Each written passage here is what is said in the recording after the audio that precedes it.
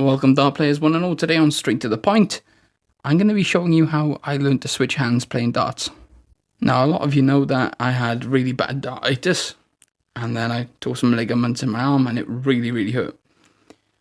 And I found that even as I started to get rid of the dartitis, or learn to play with it I should say, when I started snatching it started hurting even more. And then the pain reminded me of the dartitis and it was just a never ending circle. I couldn't think of anything else when I was throwing. And so I decided if I want to play darts, I'm going to have to use my other hand. Now I have very little natural ability. I didn't have a lot with my right hand, but it took me 3 years to hit the board with my left. So I spent thousands of hours, and I mean thousands, breaking down the throws of the top players, watching them back in slow motion over and over again, finding out what they had in common, and then trying to implement it with my left hand. But I still couldn't hit the board, so it was very difficult to practice. So this is what I did. In the beginning, I started by doing everyday things that aren't too demanding with your left hand. But that will only get you so far. So eventually I stood 3 foot away from the dartboard. And I learned to hit 20s from here, keeping the elbow still and just using the wrist. So I was still looking at everything I'd noticed off the top players. And I just tried to implement it from this distance. I had to throw very soft, just using the wrist and the fingers, which is how you should throw a dart anyway. You shouldn't really be throwing from your arm. Keep the elbow still, flick the wrist.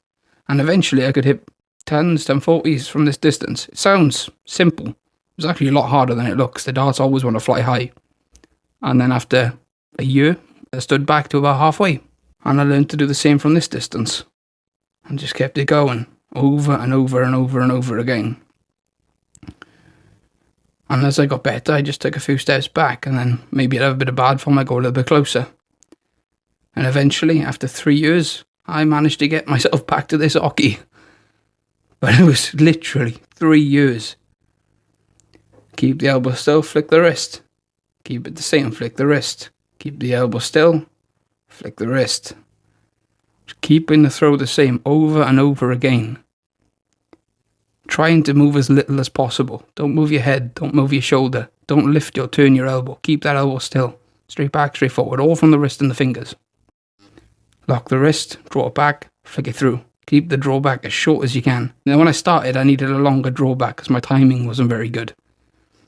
But as my timing got better, I managed to shorten the drawback. I can throw now and hit treble 20s without a drawback. Just hold the dart and throw it. But it took a long time.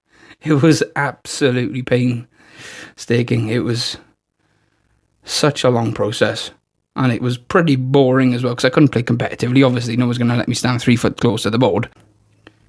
So whenever people say you can't do it, as long as you keep saying you can, and you never stop, you just keep going, no matter what.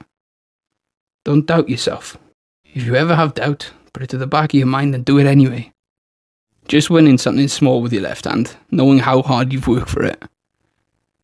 I think I could have won something 4 or 5 times bigger with my right, and I wouldn't have that sense of achievement. I never thought I would get that good with my left when I started. Nowhere near. 8 perfect darts in a competitive game. I never did that with my right. Not even close. But that's it for today. Thank you for watching Straight to the Point. Please remember to like and leave a comment. And as always, subscribe if you love the darts.